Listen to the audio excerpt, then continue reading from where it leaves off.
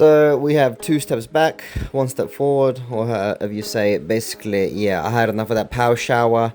It's been an ongoing thing for like 2 years. I kept on trying to re-engineer the pieces that kept on breaking because Triton has some shit manufacturing or design capabilities in my opinion. So yeah, I scrapped the idea of using a power shower. Initially, the only reason I had a power shower because I had an old boiler, but when the boiler reached the end of its life, my previous landlady replaced the boiler. So we had I had a good boiler for the past 4 or 5 years. So a power shower wasn't exactly needed. So I thought, you know what, let's finally get a good, expensive tap with a built-in switcher for a shower.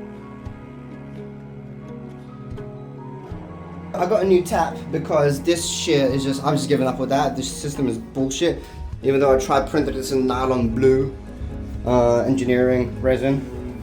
So, but now I can't remove this because I put a screw there and I put this in place. So I need to figure out how to remove that screw. There's a screw there. Where is it? There. How the fuck do I remove it? So I did try a right-angled adapter, but that didn't work because it's too big and the space is too narrow. So what I thought I'd do is I use my soldering iron at like 480 degrees or something, and just melted the plastic that was close to holding the screw in place, and actually got the thing out pretty easily. And after the job was completed, when I put the panel back, you can't even see what I did anyway. So that was a success. Okay, so the boiler is turned off. Now let's turn the mains off. Water mains is off. Now we can drain the water from the system. Instantly off. That one off. Already empty. Open them all up. Gone. And now back to the main job, which is removing the tap. And you can see we had some bent pipes here, and that was very poorly bent, to be honest. I don't think that was 100% me. I think I already had those pipes pre-bent in a way, but then I bent them a slight further without any like pipe benders. I don't think I've used any, but this time I'm gonna actually do some proper bends using right angles and soldering with a butane torch. So in the next few episodes I think I'm going to be using a propane torch, but for this one I use a butane one, which doesn't reach the highest temperatures that a propane one does. Anyway, so you see we're going to have 4 holes here, so I'm going to have to cover those existing holes up, but I'll do that in a next episode. But there was a bit of a back and forth with this. Doing the hole isn't no problem, but remember, we expanded this bathtub, so it wasn't originally the shape. So where we expanded it, got some hardwoods on underneath, which means that this area is rather thicker. So getting not the bushings, is it the bushings? The rubber pieces in and then the fasteners isn't going to work the way it's intended because we have a much thicker area. So doing some test fittings now, and you see I'm trying to just use a Dremel to grind away at that hardwood, but that hardwood is just way too hard. So I just thought, you know what, I'm not going to do that. I thought I'd design some 3D printed rubber washers, like really thick ones. I think it was around 2 centimeters thick, and that was going to be used as a compression piece. In the meantime, whilst printing, I thought I'd do some joints, so I measured them up as a rough measurement, and here we go. So it may look messy, but it looks like every joint has solder on it. I don't care if it's messy, as long as the joint does the job correctly. You know, doing all the soldering used to kind of scare me with the pipe work, but I'm starting to enjoy it. It's quite satisfying now that I understand a bit more. So I had to print this rubber spacer from TPU because this little, well not little, I got this thing, it's like hardwood and it's much thicker. So I'm not going to use a rubber washer at all because there's rubber there to isolate the water. So, but this will be my kind of fastener, well, not fastener, I guess the thing that actually causes the tension.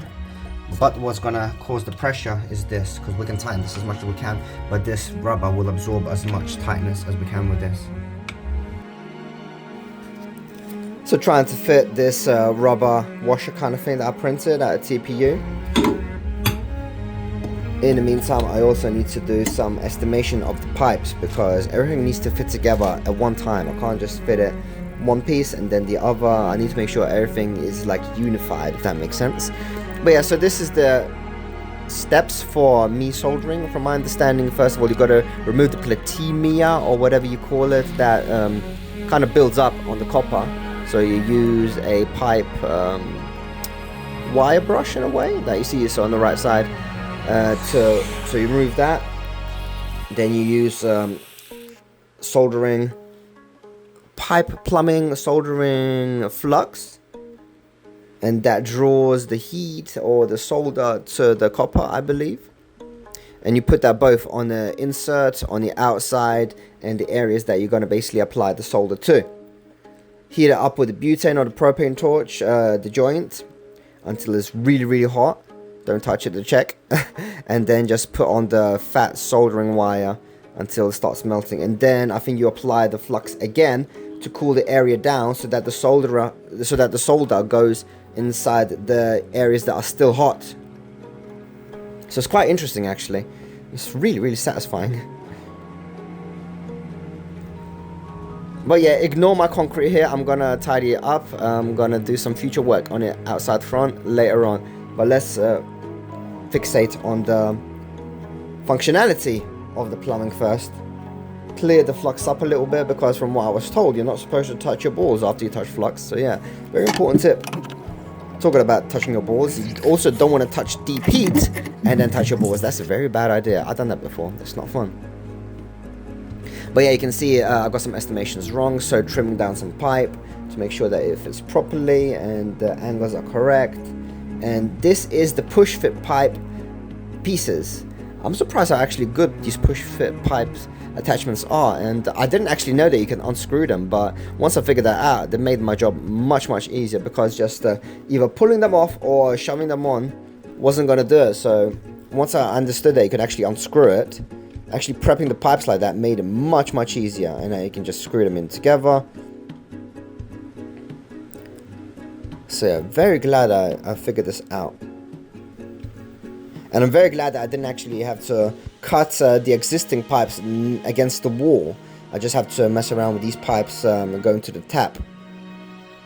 Because if I had to readjust or insert a T at the pipes against the wall, that would have been very difficult, I think, to have to move or shift the whole system.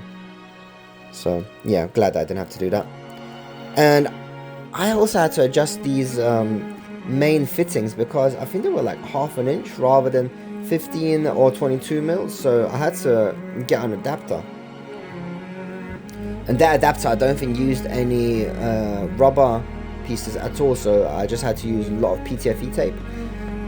And of course the TPU rubber washer that I made to actually cause the compression. Although I have a rubber sealant on the top of the tap, on the hot side I didn't have one, because that rubber massive washer, or bushing if you may want to call it, will now be occupying the space that the original tap came with, to act as a nut in a way. Or what did I use? Yeah, so I don't think I used the nut, I just used the adapter to cause the compression. So you can see on the left side, which is the cold area, has that plastic nut, but on the right side we're not using one, we're just using that metal adapter, the 1/2 inch adapter I believe.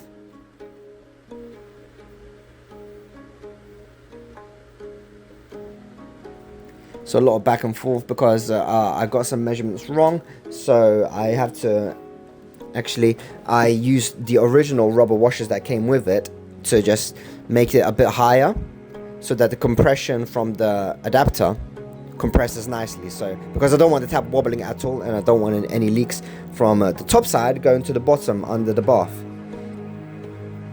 But we got there in the end. The height, the thickness and the compression was working very well. The tap wasn't moving, so now it's time for the actual taps to make sure there's no leaks and that all my soldering was correct. Okay, I think everything is connected, so I think it's the moment of truth. Look at all that shit. So many different angles. It was complicated, so now I think we're to open all the taps and very gently open up the mains, see if we've got any leaks.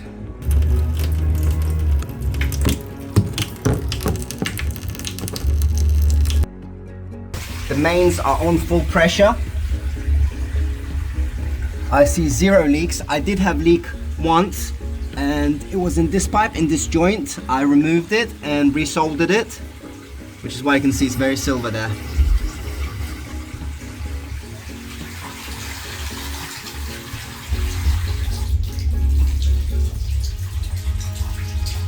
Oh, that likes to run for a bit. In full pressure. Now we're going to monitor for leaks.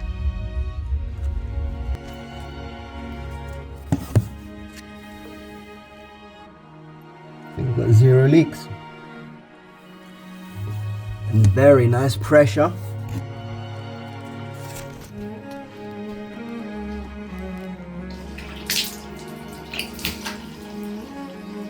Very nice.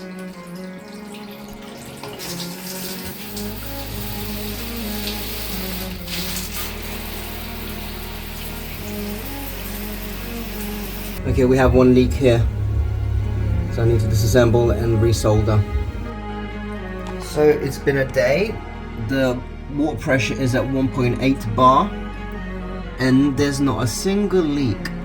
All those joints. So yeah, sure, I had like 3 leaks initially, but after resoldering, like it was mainly the top ones where I had to screw on the compression rings, compression screws, where they came loose.